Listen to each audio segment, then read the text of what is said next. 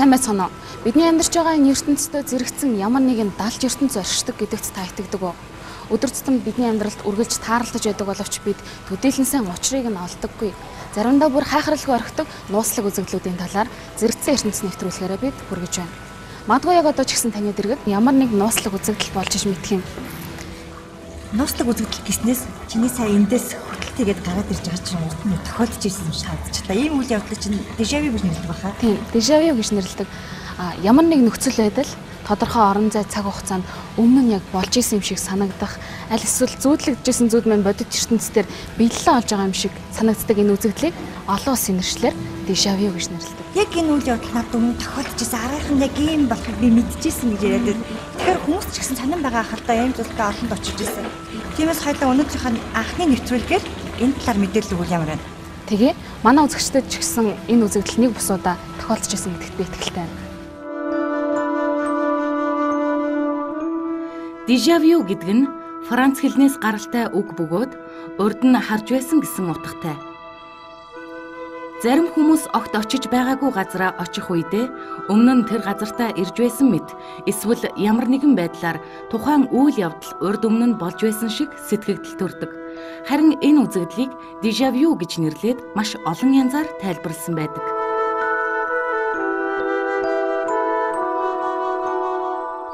Та Шүрикийн адал явдал киног санаж байна уу?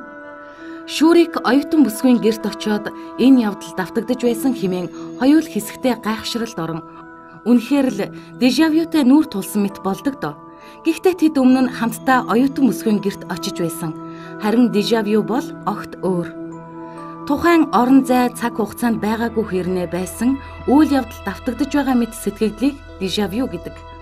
Энэ нэр томьёог анхлан Алжирийн сэтгэл судлаач Эмиль Буарак 19-р зуунд сэтгэл судлалын ирээдүйн номонд ашиглаж байжээ. Судалгаанаас үзэхэд дэлхийн хүн амын 90% нь энэхүү нууцлаг байдалд нэг бус удаа орсон байдаг гэж. 17 настнууд шилжилтийн үе буюу насанд хүрэхчдийн сэтгэлгээгээр ертөнцийг танин мэдэх үзэл нь төлөвшөж эхлэх үед анхлан дежавюг мэдэрдэг бол 35-аас 40 насныхан мөн амьдралынхаа мөн чанарыг ухан ойлгосон үедээ энэ үзэгдэлтэй нүүр тулдаг гэдгийг физиологчид тогтоожээ. Харин эмчнэр дежавютэй үе нүүр тулдаг хүмүүс эпилепсис, шизофрен төрлийн мэдрэхүйн доголдолтой хүмүүс байдаг гэж үздэг. Дежавю хэмээх энэ нууцлаг үзэгдлийн талаар үзэгч та бүхэнд мэдээлэл өгөхөөр манай өнөөдрийн зочноор сэтгэл зүйн боловсрол сэтгүүлийн эрхлэгч сэтгэл зүйч Индра хүрэлцээрээд байгаа юм. Сайн байна уу? Манай нэвтрүүлгийн урилгыг хүлээж авч ирсэнд баярлалаа. Өнөөдөр бид дежавю гэдэг үзэгдлийн талаар ярилцж байгаа. Тэгээд бүтээнээс асуух байна л да. Дежавю гэж юу юм бэ? Сэтгэл судлалын нэг яаж тайлбарлах юм бол? Сэтгэл судлал бол ерөнхийдөө тарихтай холбоотойгоор тайлбарлана. Тарихтанд одоо тархины тодорхой нэг хэсэг баг зэргийн гажиг гарсантай холбоотойгоор тайлбарлана. Гажиг гарсан гэдэг нь гажиг нь яаж болох вэ? Яг нь гажиг гэдэг нь бол хүмүүс айгуу тийм юу муу зүйлээр ойлгож магадгүй. Гэхдээ дежавю гэдэг зүйл нь болохоор ямар нэг зүйл өвчнөд холбоотой яг нь ойг толгойтой холбоотойгоор үүсдэг юм үзэгдэл шүү дээ. Миний уншиж судалснаар энэ бол ямар ч аюулгүй үзэгдэл те. Хүний биед бол ямар ч аюулгүй үзэгдэл. Тэгсэн хэрнээ хүний богино хугацааны ой тогтоолт, урт хугацааны ой тогтоолт хоёр зэрэг давхцаад ирэхлээр энд бага зэрэг гажуудал үүсдэг гэж би уншсан. Тэр бол бас нэг тайлбар байгаа. Үүнээс гадна бас нэг шолон тайлбар байдаг. Гэхдээ нэг зүйлийг яг анхааруулж өмнө дуртад бол яг тийм тогтсон тайлбар бол одоо байхгүй байгаа. За саяны хэлсэн одоо богино хугацааны ой тогтоолт, удаан хугацааны ой тогтоолт давхарлахад хүнд одоо яг тэр одоо зүйл болон нөхцөлийг урд өмнө мэдэрч байсан юм шиг мэдрэмж төрдөг. Бас нэг өөр нэг тайлбар юу вэ гэхээр хүн ямар нэг зүйл болон нөхцөл байдлыг хөтлөж хүлээж авахдаа шууд удаан хугацааны ой тогтоолт руу одоо оруулчихдаг. Гэтэл онл тайлбарыг одоо тамаг юу гэж шүүмжлэгдэх вэ гэхээр хүн одоо ямар нэг зүйлийг харлаа үзлээ гэж бодоход заавалчгүй богино хугацааны ой тогтоолтоор дамжаад цаашаа удаан хугацааны ой тогтоолтоор орох хэрэгтэй байдаг. Бас нэг тайлбар гэх юм бол юм байна. Хүн ямар нэг одоо энэ бэлтгэл одоо химийн бодис ингээд хорших юм бол одоо энэ дежавю үзэгдлийг өдөх боломжтой. Энэ болохоор 2000 оны ихэр үеэр нэгэн ихтэй одоо зүгээр ханаад амжилттай нэг хоёр төрлийн имийг ингээд хошоод хэрэгцсэн байна. Гэтэл ямар үзэгдэл илэрсэн бэхээр тэр хүн дежавю одоо маш олон хаагаар одоо мэдрэх болсон. Урт хугацаагаар бас уу тий. Яг олон удаад олон хэмжээгээр илэрсэн яах юм байсан юм тий. Тэгэхээр энэ болохоор юу талбартай гэхээр тархины одоо чанархай хэсэгт дофамин дааврыг идэвхжүүлэгч одоо тийм бодис агуулсан юм бэлтгэлүүд дежавю үүсэх болно. Сэтгэл зүйн хувьд эргээд ярианд орох юм бол хүний сэтгэл зүйтэй энэ дежавю ямар нэг байдлаар холбогдсон юм болоо жишээлх юм бол стресстэй байх үедээ ч юм уу илүү дежавюг одоо олон тохиолддог эсвэл депресстэй байх үедээ бүр олон тохиолддог гэх мэтэр иймэрхүү баримтууд юу юм байт юм болоо. Тиймэрхүү баримтууд бол байхгүй хэвчлэг тархины одоо чанархай хэсэгтэй холбоотой тийм судалгаанууд маш их хийгдсэн байна. Яг шинжлэх ухаанч байдлаар хандах юм бол энэ зөвхөн тархины одоо тодорхой хэсэг үүссэн баг зэргийн саатал юм. Би ингэж бодоод байдаг шүү дээ. Одоо хүн унтж байхад ч юм уу эсвэл одоо нэг тодорхой тийм ухамсарын нэг өөр төвшөнд байж байгаад оюун санаа нь өөр нэг цаг хугацааны орон зай хэмжээс гадар аялаад тэрийгэ мэддэггүй ухамсарлахгүй тэгээд дараа нь яг тэр өнөө үйл явдлыг давтагдаад энэ чинь дежавю юм шиг бодоод үгүй юм байна тийм ээ. Байж болсон хүмүүсгүй. Яг түрүү хэлсэнтэй яг юм тодорхой тайлбар байхгүй. Маргааш асуулт. Маргааш асуулт. Төрөмөглөлтэй холбоотой бас нэг юм тайлбар байж байна. Хүмүүс унтахынхаа өмнө ямар нэгэн байдлаар юм богино хэмжээний зүүдлэл гинт ингээд зочдөг штеп. Тэр нь болохоор яг богино хэмжээний юм саатал саа өвчин гэж ярьдаг штеп. Тэрний одоо маш энгийн өгөөд богино одоо тийм хэлбэр юм байна л да. Тэгэхээр энэ дежавю гэдэг нь бас яг тэрнтэй адилхан юм үзэгдэл гэж хэлж болно. Тэгэхээр яг унтаж байхад гэж зочдогтой адилхан хүн одоо дежавю одоо мэдрэх үед бас яг юм тархины одоо тодорхой хэсэг юм. Одоо буруу үедээ буруу цагтаа одоо зэрцэглэхэн бүдлэггүйгээд юмэл гэж бас ойлгож. Дежавю болохоор парапсихологч ирээдүй болон өнгөрсөн хандсан гэж тайлбарладаг. Жишээ нь өнгөрсөн гэх юм бол хүн ямар нэгэн өөрийнхөө одоо ухамсарлагдаагүй юм зүйлээ надад тохиолдоогүй юм чинь хизээ нэг зүйл тохиолдсон байж таараа. Магадгүй энэ миний өмнөх амьдралын туршлага юм болоо гэж хүмүүс боддог. Зарим нь. Зарим хүмүүс болохоор тийм хэлсэнчлээ ирээдүйг зөрнөж байна гэж тайлбарлав. Гэхдээ яг ихэнх сэтгэл судлаачид одоо тарих шинжээч одоо эрдэмтэд одоо эмчнэрч гэдэг юм уу үүдчлээ ер нь тарихтаа. За ямар ч тач бидний урьдчилан хэлээж авч манай нэвтрүүлэгт мэдээлэл өгсөн танд баярлалаа. Баярлалаа. Таны ажилд амжилттай. Баярлалаа. Zeit passiert Revue, déjà vu, déjà vu. Дежавю тохиолдох шалтгааныг орон зай мэргэжилтнүүд дараах байдлаар тайлбарладаг. Bekanntem Stoff, ein exzessiver Rausch, gemeinsames bewegt, ganz intensiv, haben wir gefühlt. Нэгдүгээр давтсан үйлдэл. Хэн нэгэн таны дэргэд хүнд ч анзаарахгүй үйлдэлийг давтамжтайгаар хийж болох юм. Тухайлбал юм тогших, гараа оролдох, эд зүйлс оролдох гэх мэт. Харин энэ үйлдэлүүд ямар нэгэн байдлаар дараа удаа давтагдахад хүний дархинд мөнөх үйлдэлийн хамт өнгөрсөн уур амьсгал орчин хамт сэргээгддэг байна. Хоёрдугаар анзаарахгүй байдлаас үлдсэн ухамсаргүй үйлдэл.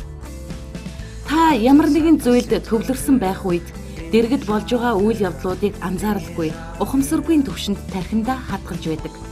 Харин хадгалагдсан мөнөх үйлдэлтэй төсөө үйлдэл хэдэн сар, хэдэн жилийн дараа таны ухамсартай байх агшинд давтагдана. Энэ нь танд өмнө нь болж байсан мэт сэтгэгдэл төрүүлдэг байна. Déjà vu.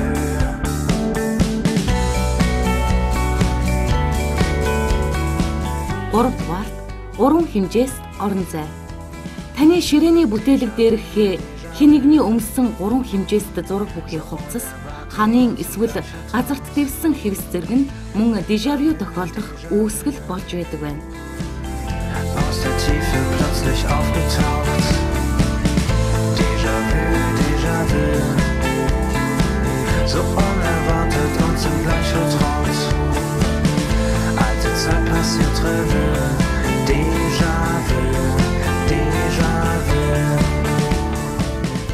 Дэлхий дахин 19-р зуунаас дежавюгийн талаар дуулж бүрэн болоод богино хэмжээний кино бүтээн хүүхдийн кинонд хүртэл дежавюг тусгаж дүрслэх урлагийнхан энэ тайлагдашгүй нууцыг биер бихээр дүрслэн үлдээж байлаа.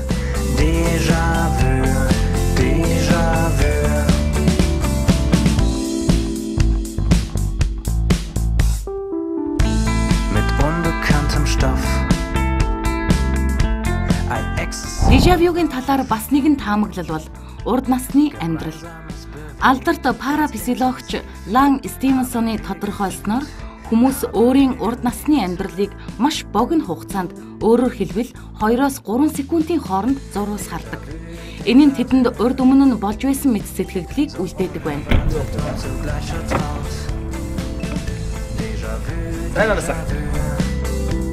Парапсихологч Антони Пик гэгч түүний энэ таамаглалыг дэмжиж хүмүүс үнэхээр энэ үйл явдалтай анх удаа учирч байгаа юм бишээ. Харин урт төрлөө дахин мэдэрч байгаа зууртхан тохиол юм а гэж тайлбарласан байдаг.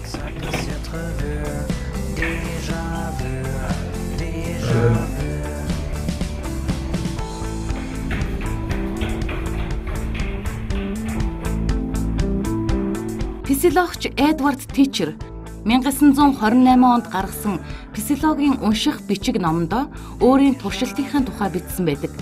Энэ номонд дурдахдаа дежавюг шинжлэх ухаанч байдлаар авч үзвэл альва юмсыг урьдчилан харсан тохиолдол эсвэл бидний мэдэхгүй тэр далд ертөнцтэй огт хамаагүй юм. Үнэн дээр энэ нь ой санамжийн гажиг, сэтгэл мэдрэмжийн доголдол гэж үзээд мэдрэлийн системийг ажилуулдаг богино хугацааны ой санамж, урт хугацааны ой санамж давхардахад хүний оюун ухаан төөрөлддөг. Ингэж төөрөлдөхөд хүний тарих өнгөрсөн болоод одоо болж байгаа үйл явдлыг ялгах чадваргүй болдог байна. Тичерийн явуулсан энэхүү судалгаанд оролцсон хүмүүсийн 3-ны 1 нь дежавюг мэдэрсэн гэж хариулсан байдаг.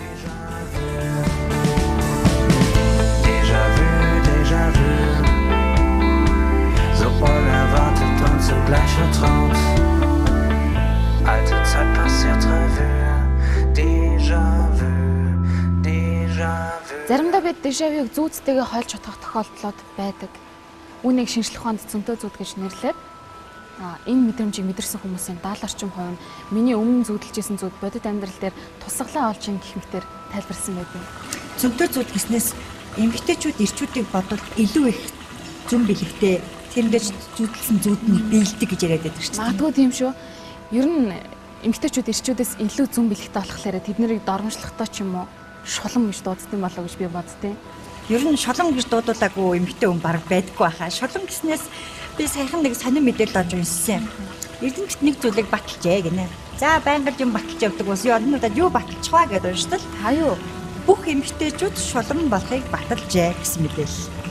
Яагаад шинжлэх ухаанаар хүртэл эмэгтэйчүүдийг шулам гэж баталсан яг ямар үтгэлээр эмэгтэйчүүдийг шулам гэж баталж байгаа юм бэ? Надад ч их сонирн байсан би тэрний төлөв бүрэн ихээр ноёлсон. Гэхдээ чиний энэ асуултанд хариулахын өмнө үнэхээр шулам гэж байдаг юм уу? Бидний багтаа уншдаг байсан үлгэрүүд дээр гардаг та шүүр унаад нисдэг урт хар үстэй тийм айхтар хумстай тийм шулам гэж байсан юм уу? Байгаагүй юм уу? Ер нь шулам гэж ямар хүнийг хэлдэг? Яагаад заавал эмэгтэй хүнийг шулам гэдэг болсон? Түүхэнд юу гэж бичигдсэн байдаг талаад эхлээд мэдээлэл хүргэчихэд дараа нь чиний асуултанд хариулъя. Тэгээ надад маш сонирхолтой санагдаж байна. Дундад зууны үед онцгой мэдлэг чадвартай хүмүүсийг хүндлэхийн зэрэгцээ тэднээс болгоомжилдог байсан бөгөөд чөтгөртэй гэрээ байгуулсан эмэгтэй шулан болдог гэж итгэдэг байж.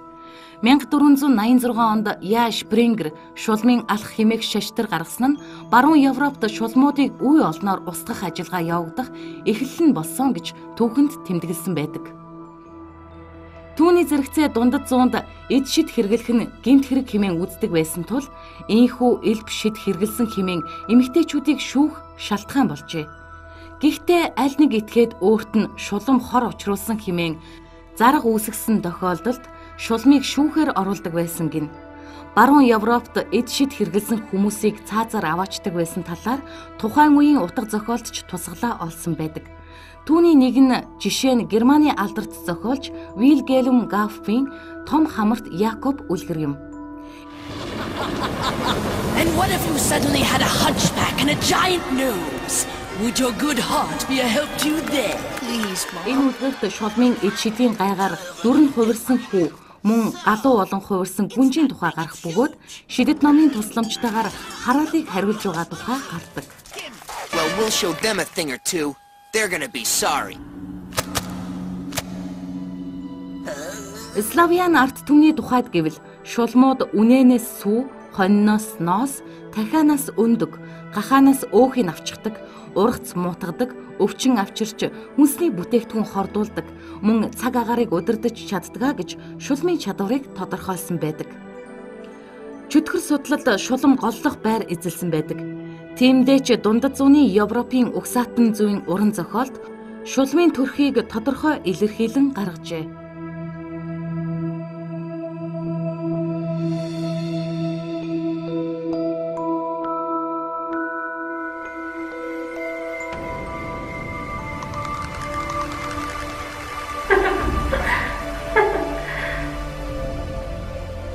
Шулман хин нэгэнд хор учруулж тэр бүхэл хүнийг хөнөөх чадaltaй байх бөгөөд цон хийсэн үрчгэл царай, бүхнийг үнэртэх бүрэгдэн хамар, час улаан уруул, наранд ч үл дайлдрах хурц харц, үл хөдлөх хөмсөг зэрэг нь шулам эмэгтэй төрх хэмээн тухайн үеийн домогт шулмыг дүрсэлжээ. Түүнчлэн үргэлж залуугаараа байх, олон дүрд ээлжлэн хувирах чадвартай гэж бичсэн байдаг.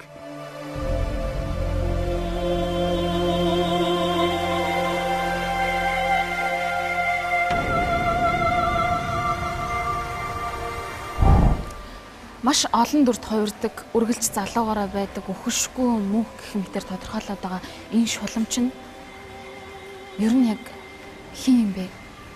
Байглаасаа тэр хүмүүс яг зүн бэлэгч шиг цаанаасаа ямар нэгэн далд овдстой ч юм уу, зүн бэлэгтэй ч юм уу төрд юм уу? Аль эсвэл бодомжоор алхаж байгаа яг над шиг нэг энгийн эмэгтэй шулам болчих боломжтой болоо. Яг яаж төрдөм бэ гэдгийг надад их сонирхолтой санагдаад байна. Мэдээж хүн болгонд сонирно. Үргэлж травдаг шүүр унаад нисдэг тэр шулам өндөр байсан ч юм уу, үгүй ч юм уу, тийм ээ. Гэхдээ альва зүйл оргуу хооснос гараад ирдэггүй штэ. Тэр ч утгаараа дундад зууны үеийн Европт шулмын тухай ойлголт их өвөн тагсан байт юм байна. Тиймч болохоор утга зохиол, шаштар бичигтэн шулмын талаарх дүрс, зураг, баримт сэлтүүд маш олон. Тэнд бичснээр шулмыг төрөлхийн болон олдмол гэж хоёр угаар гэж тээ. Төрөлхийг нь мэдээж ойлгомжтой тийм ээ. Тэр төрөлхтөө байглаас төрөлхтөө тийм лaalтай өвцтэй яг үнэ. Харин олдмолд нь болохоор одоо тэр төрөлхийн шулманд очиж шав орсон тийм хүмүүс байдаг гэсэн юм лээ. Тэгэхээр яг одоо би эндээс гараад хин нэгэн шулам дээр очоод би шав ороод шулам болох боломжтой гэсэн үг үү? Тэрийг хэлж мэдэхгүй туршаад үзэхгүй ямар ч гэсэн шулам гэдгийг бас яаж таних вэ гэдэг чинь асуудал шүү дээ. Дөрөв хэлсэн бэ утга зохиол тэгэхээр бичигдсэн байдаг гэдэг Украины нэрт зохиолч нийтэлж Иван Мичуй Левицкий гэж хүн байгаа. Тэрний зохиол шулмын талаарх ойлголтыг бүр нэлээд тод дэлгэрэнгүй гаргаж өгсөн байт юм л л дээ. Тэнд бичснээр төрөлхийн болон олдмол гэж шулмыг хоёр ангилна. Тэгээд төрөлхийн шулманд байглаасаа заяасан хосгүй аяастай нэг нь голд өвчтэй. Илүү сайхан сэтгэлтэй байдаг гэсэн гэж байна. Зарим тохиолдолд хүмүүс тос хүргэдэг. Одоо олдмол шулманд хүмүүст илүү их хорон өөл хүргэдэг. Магадгүй тэр далдын нууцыг бүрэн нээж чадаагүй болохоор буруугаар ашигладаг байсан байж магадгүй тийм ээ. Харин төрөлхийн шулман энэ бүхнээс ангижлагт нь тусалдаг байсан гэж бичсэн байдаг. Түүнээс гадна Иваны зохиолд бас нэг сонирхол татсан юм нь шулмуудын цуглалтын талаар байсан л та. Би сайн өмнө ярьсан сэдвээс ахаад нэг зүйлийг танаас тодруулмаар санагдаж байна. За тэгвэл байглаас төрдөг шулам өөрөөр хэлэх юм бол төрөлхийн шулам гэж байд юм байж. Тэгвэл энэ төрөлхийн шулам гэдэг хүнийг хүн гэж хэлэх үү? Хүн гэж хэлж болох уу шулмыг? Хүн гэж хэлэхгүй яах вэ? Хүн тэмчин яагаад хүн гэж хэлж байгаа юм бэ гэхээр ихээс төрдөг. Төрсөн хүүхдийг нь одоо тэр эмэгтэй хүнийг нь шулам гэж нэрчсэн байна шүү дээ. Ихээс төрнө гэдэг бас их сони юм та ярьлаа л да. Тэгэхээр шулмыг төрүүлж байгаа их хүн, эмэгтэй хүн гэдэг чинь өөрөө яг ямар учиртай хүн байд юм бэ? Бас л яг цаанаасаа одоо заяагдсан хүн байд юм уу? Монголчуудын яс уламжлалаар ярих юм бол удам дамжсан хүн байдаг ч юм уу? Яг тогтцсон хүн байд юм уу? Бас л яг энгийн яг над чиг эмэгтэй шулам төрүүлчих болт юм болов. Наадхан дээр чи их гинэн ойлголт байд юм билээ. Бас л тэр их сурвалжуудаас харахад шүү дээ. Эмэгтэй жирэмсэн байхдаа Ажигтай хоол хийж илаа. Гал түлээд бүгд хоол хийж ил. Амраа ингээд жижигхэн нүүрсний хилтерхий ч юм уу орчвол өнөөх хэвлэд нь бойжж байсан хүүхэд гарч ирэхдээ шулан болдог. Өөр нэг бас гинэн ойлголт нь юу вэ гэхээр эхийн хэвлэд байхад нь хүүхдээ гараагүй байхад нь ээж нь хараасан тохиолдолд шулан болдог юм л дээ. За Хүсээгүй хүүхэд гэсэн. Хүсээгүй хүүхэд. Энийг логикоор тайлбарлаж болно шүү дээ. Хүсээгүй энэ нэг хүүхдээ төлөвлөгөө хүсээгүй байж байгаа маш их дургуутж байгаа гаргасан хүүхэд уйлантай, өвчин оромтгой байдаг тийм ээ. Тийм ч учраас муу мухаанд дэмжлээ гэж шулан мэд нэгдэг байсан гэж болох юм. Өөр нэг хачирхалтай үндэс нь юу вэ гэхээр манай монголчууд чинь хэн нэг нь нас орсны дараа хүүхэд төрөх юм бол сүнснэ гэдэг бэлгшээдэг шүү дээ. Хоёр төрлөөр эргэж ирлээ.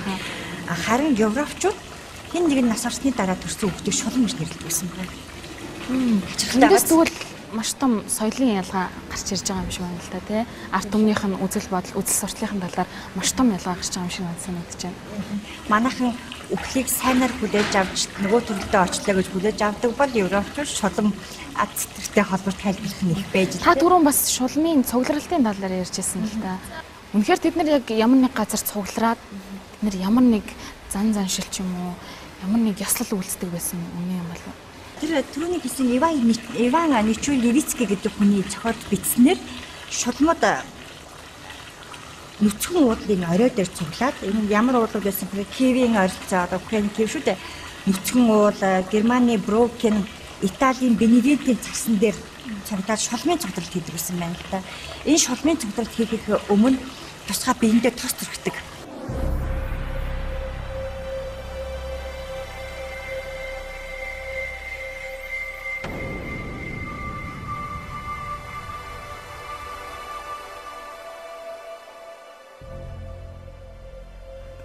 Нисхийн өмнө биендээ түрхдэг тос бэлдэхдээ могоон тос, хортой өвс, хорт цоохор мөг, чонын арьс шатаасан үнс, зэвхий цэцэг зэргийг ашиглан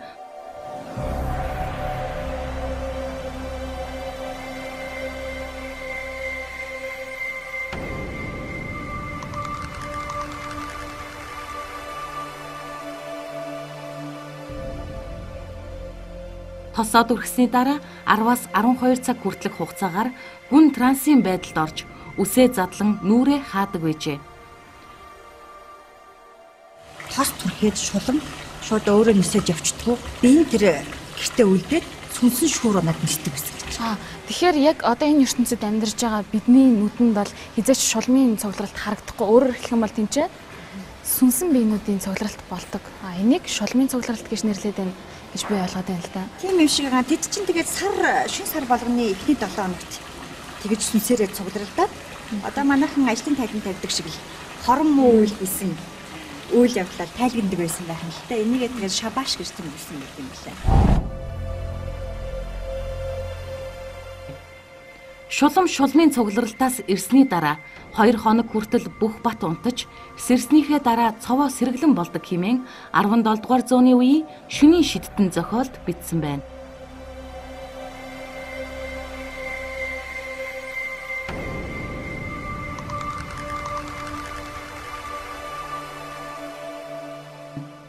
Шулмыг амьд нь хэн нэгэн гомдоож түүнд муу зүйл хийсэн бол шулам үгснийхээ дараа булшнаасаа босож ирэн өшөө авдаг гэсэн ойлголт Европт түгээмэл байдаг. Энэ ойлголт ч Гоглийн V зохиолд тусгалаа олсон нь бий.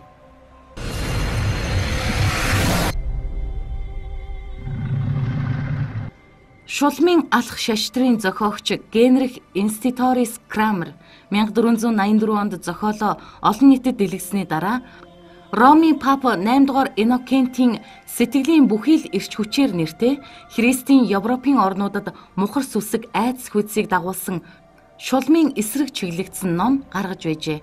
Ингээд 16 дугаар зуунд шулмын эсрэг их ан өрнөж 200 орчим жил үргэлжилсэн байдаг.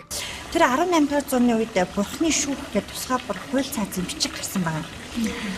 Энд бичснээр шулам гэж үздсэн эмэгтэйгээ загалмаад хүлээд хүлэхдээ бүр зүгээр ч хүлчдэггүй. Одоо баруун гарын зүүн хөлнийх нь хуруутай холбоод зүүн гарын баруун хөлнийх нь одоо ингээ бүр юм номлаад ингээ хүчнэ штэ. Дундуур нь ос гүйлгээд усанд үүддэг байсан байна. Эсвэл зуухаар шатаадаг. Тэгээд их шулмыг таних их олон арга өөртөө туршиж үзсэн байгаа юм л да. Тэрний бас нэг хамгийн аимшигтай нь өндөр хадан дээрээс шулам гэж үзсэн эмэгтэйгээ шүүр бариулаад өлгөн дээр гардаг шиг нисчихнэ гэж ойлгосон байх юм шүү дээ. Шүүр бариулаад түлхэд унгачтай. Хэрвээ шүүрээ унаад нисэх юм бол шулам гэж үздэг. Өнөөх нь хадан өргөөд өгөх юм бол энд гимгүү байжээ гэж хэлсэн. Тэгээд энэ гимэн гэдэг байгаа туршилтыг чинь эцэст нь яг амьд үлдэж чадсан, өөрөөр хэлэх юм бол тэдний хэлж байгаагаар шулан болж үлдсэн эмэгтэй байд юм болов эсвэл бүр ямар ч үр дүнгүйгээр маш олон эмэгтэйчүүдийг ийм арга хэмжээнд авч ирсэн. Яг үнэ. Яг шулан болоод нисчихсэн нүдэн дээр нь тийм ээ шүүрээ унаад нисчихсэн эсвэл галаас амьд гарсан тийм баримт бол байхгүй.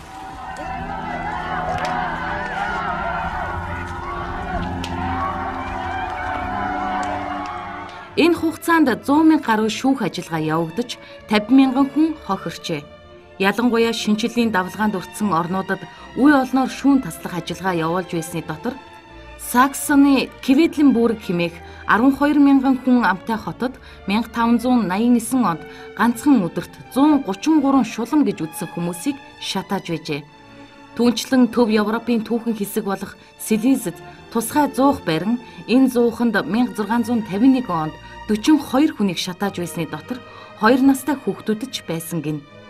Өсвөр насны хүүхдүүдийг ч чөтгөртэй нөхцсөн хэмээн буруутхан шатааж улмаар 1618-аас 1648 оны хооронд болсон 30 жилийн дайны үеэр Германд шулмыг агнах ажиллагаа улам бүр нэмэгдсэн бөгөөд тулалдагч талууд нэг нэгнээ эд шид хэрэгэлсэн хэмээн үзэж байсан учраас ийхүү энэ аимшигт явдал гаарсан байдаг.